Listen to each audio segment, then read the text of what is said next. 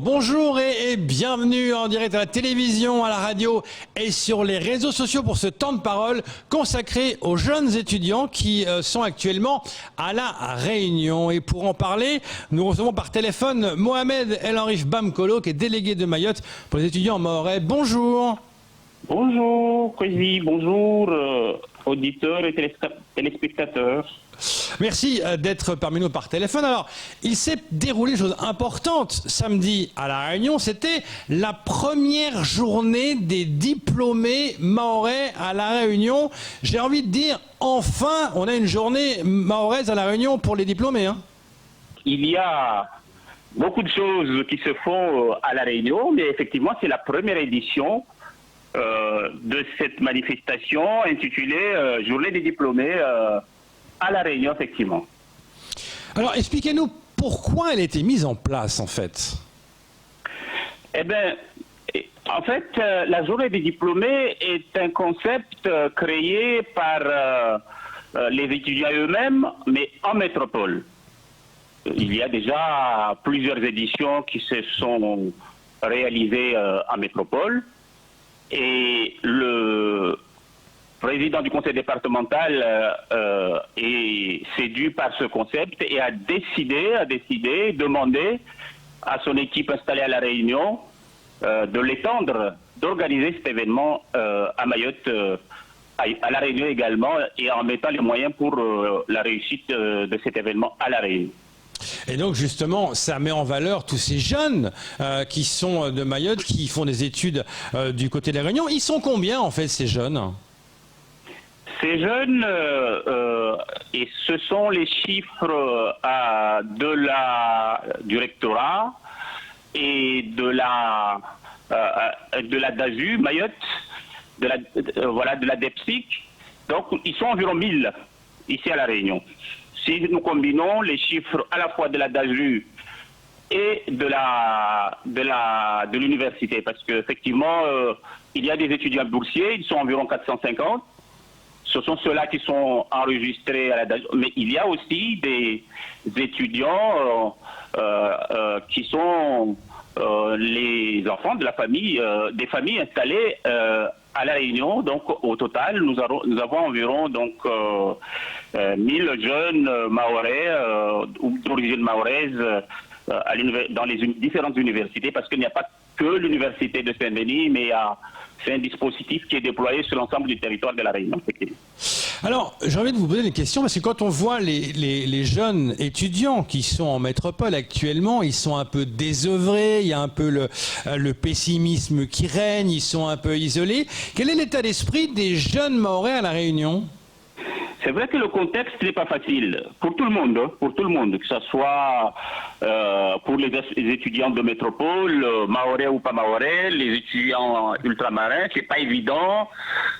Cette crise sanitaire, les cours en distanciel, c'est vrai que ce n'est pas évident pour beaucoup de suivre. Effectivement, c'est tout à fait normal qu'on soit désœuvré, effectivement, pour les primo-arrivants qui s'installent à La Réunion ou ailleurs. Donc cela s'explique. C'est la raison pour laquelle nous essayons d'être présents au maximum pour aider, accompagner ceux qui sont les plus fragiles et qui ont besoin justement d'un accompagnement. Justement, comment ça se passe? J'imagine, ils arrivent à la Réunion, ils viennent vous trouver, vous les accompagnez pour quoi? Pour trouver un logement, pour les aider dans toutes leurs études qui vont se passer à La Réunion? Il faut dire que c'est un dispositif qui est très ancien, ça ne date pas d'hier ou d'aujourd'hui. C'est à l'époque où le préfet était l'exécutif du conseil départemental, donc ce dispositif d'accompagnement existait déjà. Oui. Donc effectivement, il s'agit pour ces jeunes qui sont déjà très bien encadrés dans le cadre universitaire, mais qui ont besoin toujours de ce lien social avec Mayotte. Et nous assurons ce lien social pour leur faciliter effectivement les démarches administratives d'installation. C'est le moment fort de l'accompagnement. Une fois que ce moment fort réussit, ce sont effectivement des accompagnements divers et variés lorsqu'il y a des difficultés, par exemple, liées à certaines démarches administratives, liées à des demandes de stage, liées à des bourses qui ont du mal à, justement, qui ont des retards de versement. Donc on essaye de lever les blocages partout où ils se trouvent pour faciliter chacun, parce que chacun, avec leurs difficultés particulières, à trouver une solution. C'est pourquoi ce n'est pas aussi évident, parce que la plupart du temps, c'est un accompagnement individualisé, et tout ce qui est individualisé est personnel, n'est pas visible. Mais avec cette JDD, on essaye d'organiser vraiment un forum de discussion, un forum de rencontre qui permet justement aux étudiants de l'Hexagone, de la Réunion, du monde, parce que nous rencontrons également des étudiants qui sont aux États-Unis et qui participent dans le forum de discussion et qui permet justement aux jeunes, quel que soit le sexe, de voir que des jeunes filles qui font des études sortent, ils sont partout dans le monde, et c'est vrai que ça permet aux jeunes un peu de lever certains doutes, certaines hésitations, et c'est ça, c'est une forme d'accompagnement qui se modernise avec justement l'évolution actuelle. Ça n'a rien à voir avec l'accompagnement qui a été fait il y a 20 ans, 30 ans.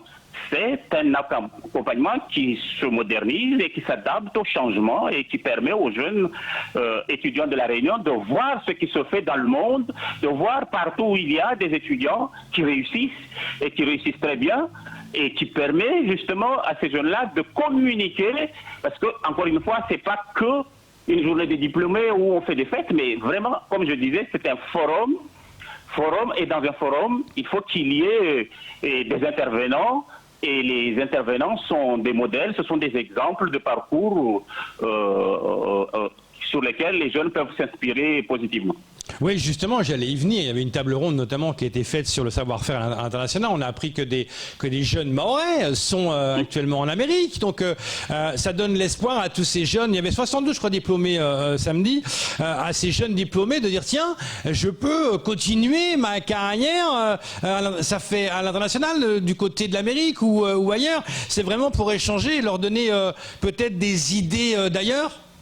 Voilà, ce sont justement le sens justement de cette manifestation, donner vraiment des modèles, des exemples inspirants, parce que effectivement, si on ne voit pas ce qui se fait ailleurs et qu'on voit que bon, c'est un visage de mon village, ah ben tiens, il est de Bandélé, ah tiens, il est de Msangamouji, ah tiens, il est ça, c'est vrai que ça n'a rien à voir avec un forum où vous voyez, vous dites, ah ben écoute, c'est à Réunion, c'est normal, bon voilà, peut-être qu'ils ont d'autres.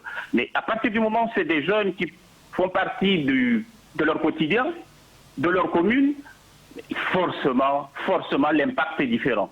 Donc c'est dans ce sens-là que le président du conseil départemental a voulu que cet événement soit étendu ici à La Réunion, parce qu'il ne s'agit pas de la délégation de Mayotte à La Réunion, c'est une politique, c'est un projet du département que l'équipe du conseil départemental de Mayotte à La Réunion met en œuvre conformément aux orientations et à la volonté de l'exécutif ou du président du conseil départemental de Mayotte. Alors souvent on dit les jeunes quittent Mayotte pour aller étudier ailleurs parce qu'ils ne peuvent pas faire certaines études à Mayotte. Le souci c'est qu'on aimerait souvent qu'ils reviennent à Mayotte pour apporter leur savoir-faire. Or là il y a plus une idée qu'ils aient ailleurs. Est-ce qu'il n'y a pas aussi une volonté de dire mais vous pouvez aussi revenir à Mayotte pour apporter votre savoir-faire chez nous? Alors, vous savez, si les jeunes partent, c'est parce qu'ils ont un projet, parce qu'ils ont un rêve, parce que, justement, et quand ils sont partis, effectivement, ils apprennent. Et en apprenant, ils se disent que, bon, voilà, mon talent, je l'exprimerai mieux à Mayotte, comme je pourrais l'exprimer aux États-Unis ou à Londres ou voyez-vous, dans les pays anglo-saxons. C'est ça la modernité, en fait. Donc effectivement, nous avons besoin d'enseignants et compte tenu de la jeunesse de la population mahoraise, 60% moins de 20 ans, il est clair que bon voilà, de plus en plus, On a besoin de diplômés qui rentrent. Mais on a aussi besoin d'ambassadeurs qui soient partout, de par le monde, justement, pour continuer justement à inspirer la jeunesse et le monde. Bon, je ne suis pas là pour dire que bon voilà, ceux qui sont ailleurs doivent rester, mais non, mais je vois ce que vous voulez dire. En fait, c'est de faire rayonner Mayotte à travers le monde, notamment en Amérique. C'est vrai que c'est agréable. Sur les 72 qui ont été diplômés, qui ont été à l'honneur samedi, combien, d'après vous, vont partir justement à l'international, vont revenir à Mayotte ou vont aller en métropole? Est-ce qu'on sait ça plus ou moins? Ça, par contre, on ne peut pas le savoir. On ne peut pas le savoir. Par contre, des questions, effectivement, des étudiants ont permis, justement, aux intervenants qui sont à l'international de donner des conseils, effectivement. Et c'est vrai que, bon, nous savons que des jeunes, certainement vont sauter le pas. Suite à cette manifestation. Ce que j'ai envie de dire, c'est que on a dit 72, mais c'est 72 sur la base du volontariat. On n'a pas forcé tous les jeunes diplômés à se présenter. On a fait, effectivement, c'est une information qui a été lancée et ce sont les 72 volontaires qui ont voulu le faire, mais nous savons très bien que beaucoup ne se sont pas manifestés. Mais grâce à la qualité de cette manifestation de samedi, on espère que la deuxième édition rassemblera davantage, fédérera davantage et qu'effectivement, de plus en plus, ce forum soit un lieu puissant de communication entre les jeunes du monde, les Mahorais, qui ont fini leur parcours, comme ceux qui sont dans leur parcours, pour que effectivement d'autres aussi prennent le pas. Oui, justement, parce qu'on se rend compte qu'il y a des bacheliers qui étaient là, des diplômés BTS et DUT. Vous avez également mis à l'honneur des diplômés de master. Il y avait un peu tous les étudiants de tous les styles qui étaient présents. Hein. Il y avait même des lycéens. Ouais. Parce que retenez que le lauréat du concours de l'éloquence édition 2019-2020, c'est une Mahoraise, de Saint-André. On ne le souligne pas suffisamment. C'est pourquoi il y a eu cette création, justement, sur toujours cette idée de parcours inspirant et qui allie l'éloquence, le théâtre, la danse et surtout à l'arrière, vous retrouvez toujours la culture mahoraise, les tenues mahoraises, les chants mahorais pour dire que bon, on peut tout à fait défendre son identité tout en faisant des études et réussir des études. Vous voyez un peu la touche qu'on ne se renie pas, on reste fidèle à ses valeurs, on reste fidèle à sa culture tout en poursuivant son projet personnel, ses études, parce que les études, c'est un projet personnel.